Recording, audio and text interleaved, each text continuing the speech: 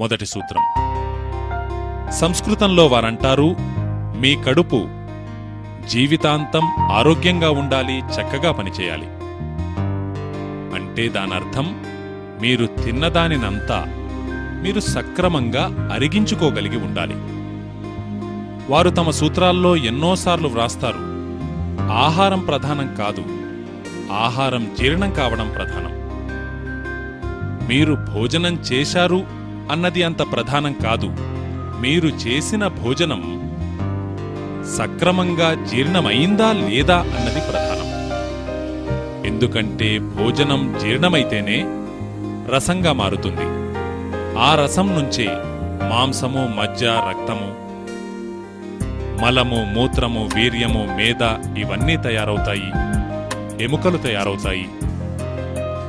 అవే మీకు జీవితంలో రాబోయే కాలంలో ఉపయోగపడతాయి. కాబట్టి తినడమూ ప్రధానము, అంతకంటే ప్రధానము తిన్నది అరిగించుకోవడం. వారు మీ కడుపు ఎప్పుడూ ఆరోగ్యంగా ఉండాలి అంటే దానర్థం మీలో ఎప్పుడూ అరుగుదల సక్రమంగా జరగాలి అని. అందుకై వారు చెప్పే మొదటి సూత్రం వారు వ్రాశారు, భోజనాంతే విషం వారి. ఇది మొదటి సూత్రం. నా ఉద్దేశంలో, వారి ఉద్దేశంలో కాదు, నా ఉద్దేశంలో మొదటి సూత్రం. మొదటి సూత్రం భోజనాంతే విషం వారి. దీని అర్థం సూటిగా భోజనం చివరలో నీళ్లు త్రాగడం విషం త్రాగడంతో సమానము. ఇది సూత్రం. భోజన అంతే, భోజనాంతే. మీకు తెలుసు, సంస్కృతంలో సంధులుగా కలిపి చెబుతూ ఉంటారు. భోజన అంతే అంటే భోజనానికి చివరలో. భోజనాంతే విషం వారి. విషం మీకు తెలుసు కదా, విషం వంటిది. ఏమిటి? నీళ్లు. భోజనం చివర త్రాగబడిన నీళ్లు విషం వంటివి. ఇది సూత్రం. ఇప్పుడు దీన్ని కొద్దిగా వ్యాఖ్యానిస్తాను, అందరికీ అర్థమయ్యే విధంగా. భోజనం చివరలో నీళ్లు త్రాగడం విషతుల్యం అని వారంటున్నారు. సూత్రం ఇంతే. అయితే మనం ఈ విషయాన్ని సవివరంగా అర్థం చేసుకోవాలి. సూత్రం ఇంతే అయినప్పటికీ నేను మీకు ఎన్నో ఉదాహరణలిస్తాను, మీకది చిత్తంలో స్థిరపడే విధంగా. వాగ్భటులు ఒకచోట చెప్పారు, మన ఈ శరీరంలో ముఖ్య స్థానం ఈ కడుపు. ఈ కడుపు లోపల ఒక స్థానం ఉంటుంది, నాభికి లెఫ్ట్ సైడ్లో, నాభికి కొద్దిగా పైన. ఇక్కడ నేను చెయ్యి పెట్టి ఉంచిన చోటు. ఈ స్థానాన్ని జఠరం అంటారు. సంస్కృతంలో జఠర. తెలుగులో దీన్ని జీర్ణాశయము అంటారు. జఠరము, జీర్ణాశయము. ఆంగ్లంలో కావాలంటే ఎపిగెస్ట్రికా. ఈ జఠర స్థానం ఏదైతే ఉందో వాగ్భటులంటారు, అందులో అగ్ని ప్రదీప్తమవుతుంది. దానినే జఠరాగ్ని అంటారు. జఠర అగ్ని, జఠరాగ్ని. వారంటారు, ఈ జఠరంలో అగ్ని ప్రదీప్తమై ఉంటుంది. మీరు తిన్న ఆహారమంతా మొదట ఈ జఠరానికే చేరుతుంది, జీర్ణాశయంలో కూడబెట్టబడుతుంది. అక్కడ అగ్ని ప్రదీప్తమవుతుంది. ఆ అగ్ని భోజనాన్ని పచనం చేస్తుంది. ఇది ప్రధానమైన విషయం. ఇప్పుడు అగ్ని ప్రదీప్తమై ఉంది, మీరు భోంచేశారు, అగ్ని ప్రదీప్తమైంది. వాగ్భటులు దీనికి సంబంధించిన ఒక సుందరమైన శ్లోకాన్ని వ్రాశారు. అది పెద్దగా ఉంటుంది, మీకు దాని అనువాదం తెలియజేస్తాను. వారంటారు, తినడంతోటే అగ్ని ఎలా ప్రజ్వలిస్తుందంటే మీరు స్విచ్ ఆన్ చేయడంతోటే లైట్ వెలిగినట్లుగా. ఇది ఆటోమేటిక్, దానంతటదే జరుగుతుంది. మీరు రొట్టె యొక్క మొదటి ముక్కను నోట్లో పెట్టుకుని ఆ రొట్టెను నములగా లాలాజలం తయారు కావడంతోటే అగ్ని ప్రదీప్తమవుతుంది. మొదటి ముక్కతోటే ఇలా అగ్ని ప్రదీప్తమవుతుంది. ఇప్పుడు మీరు చేసిన భోజనం ఈ అగ్ని యొక్క ప్రభావం చేతనే పచనమవుతుంది. భోజనం అరిగే ఈ క్రియలో మొదటగా భోజనం రసంగా మారుతుంది. మొదట పేస్ట్లా తయారవుతుంది. టూత్ పేస్ట్ కండిషన్ ఎలా ఉంటుందో అలా తయారవుతుంది. తరువాత దాని నుంచి రసం తయారవుతుంది. ఆ రసం నుంచి అన్నీ తయారవుతాయి. కాబట్టి వారంటారు, మీరు భోజనం చెయ్యడం ప్రారంభించడంతోటే అగ్ని ప్రదీప్తమయ్యింది. ఇలా ప్రదీప్తమైన అగ్ని మీరు భుజించిన భోజనాన్ని అరిగిస్తూ ఉంది. అటువంటిది మీరు భోజనం తినగానే గటగటా గటగటా నీళ్లు త్రాగారనుకోండి, ఏం జరుగుతుంది? అగ్ని చల్లబడిపోతుంది. మీ వంటింట్లో గ్యాస్ పొయ్యి వెలుగుతూ ఉందనుకోండి, వెలుగుతున్న పొయ్యి మీద మీరు నీళ్లు పోస్తే అది ఆరిపోతుంది. అగ్నికి నీటితో సమన్వయం కుదరదు. వాటి మధ్య వైరం ఉంది. ఇప్పుడు మీరు తింటూ ఉంటే మీ కడుపులో అగ్ని జ్వలిస్తూ ఉంది. మీరు తిన్న వెంటనే గ్లాసో 2 గ్లాసులో నీళ్లు త్రాగేశారనుకోండి, కొందరైతే లోటా నిండుగా త్రాగేస్తారు. ఇంకొందరైతే భోజనం కంటే ఎక్కువగా నీళ్లే త్రాగుతారు. ఇలా వెళ్ళిన నీళ్లు అగ్నిని చల్లబరుస్తాయి. అగ్ని చల్లబడిందంటే వాగ్భటులంటారు, ఇక భోజనం అరగదు, అది కుళ్ళిపోతుంది. ఆ తరువాత వారు ఎన్నో సూత్రాలు వ్రాశారు. భోజనం అరిగితే ఏం జరుగుతుంది, భోజనం కుళ్ళితే ఏం జరుగుతుంది అన్నది. ఇప్పుడు నేను ఆ కుళ్ళడానికి చెందిన భాగాన్ని గురించి చెబుతాను. వారంటారు, భోజనం కుళ్ళడం మొదలైతే మొట్టమొదట ప్రప్రథమంగా గ్యాస్ తయారవుతుంది, వాయువు తయారవుతుంది. ఆ వాయువు మీ జీవితాన్ని నరకతుల్యం చేస్తుంది. ఈ వాయువు తీవ్రత పెరిగిందంటే గొంతులో మంటబుడుతుంది, ఛాతీలో మంటబుడుతుంది, కడుపులో మంటబుడుతుంది. ఈ వాయువు ఇంకా తీవ్రమైతే అది శరీరంలో ఇతర భాగాలకు వెళుతుంది, సంచరిస్తుంది. ఎందుకంటే వాయువును పట్టుకోవడం కష్టం. ఎక్కడ స్థలం దొరికితే అక్కడికి వెళుతుంది. ఈ వాయువు శరీరమంతా తిరుగుతూ ఉంటే మీకు తల తిరుగుతుంది, కళ్ళు తిరుగుతాయి, తల నొప్పి పెడుతుంది, నడున్నొప్పి కూడా రావచ్చు. హృదయ స్థానంలో దారుణమైన నొప్పి వస్తుంది.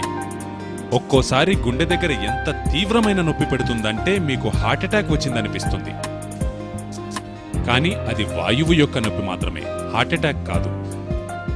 ఇలా భోజనం కుళ్ళడం వల్ల ఏ వాయువైతే తయారైందో దాని నుంచే వాగ్భటులు ఒక సూచికను తయారు చేశారు.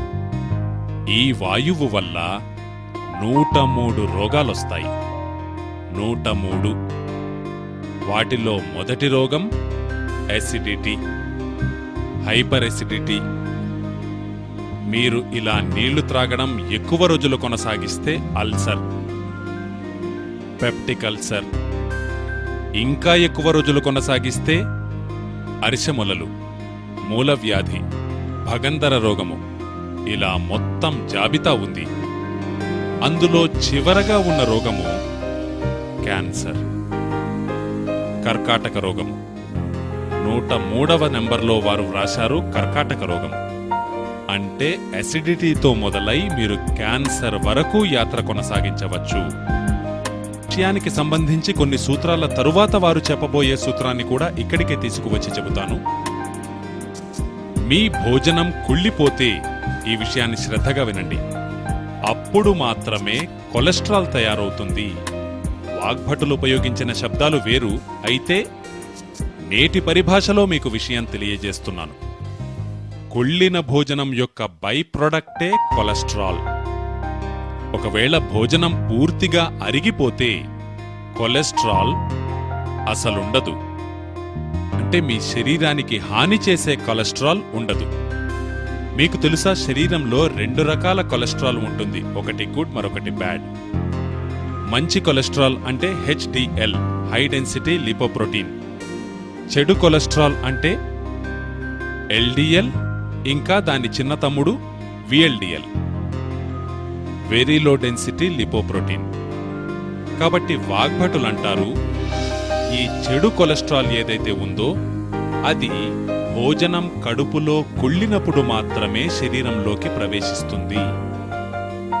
అంటే దీనర్థం కొలెస్ట్రాల్ పెరుగుతున్న వారికి లేదు ఇప్పటికే కొలెస్ట్రాల్ అధికంగా ఉన్నవారికి భోజనం అరగడం లేదు.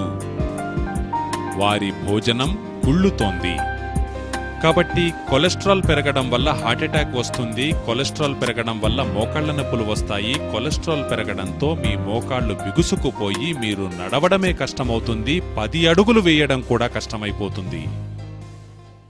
అందుకే వారంటారు, ఒక చిన్న పొరపాటు వల్ల 103 వ్యాధులు వస్తున్నాయంటే ఆ పొరపాటు మనం ఎప్పటికీ చేయకూడదు. అంటే భోంచేసిన తరువాత వెంటనే ఎప్పుడూ నీళ్లు త్రాగకూడదు. ఇది సూత్రం.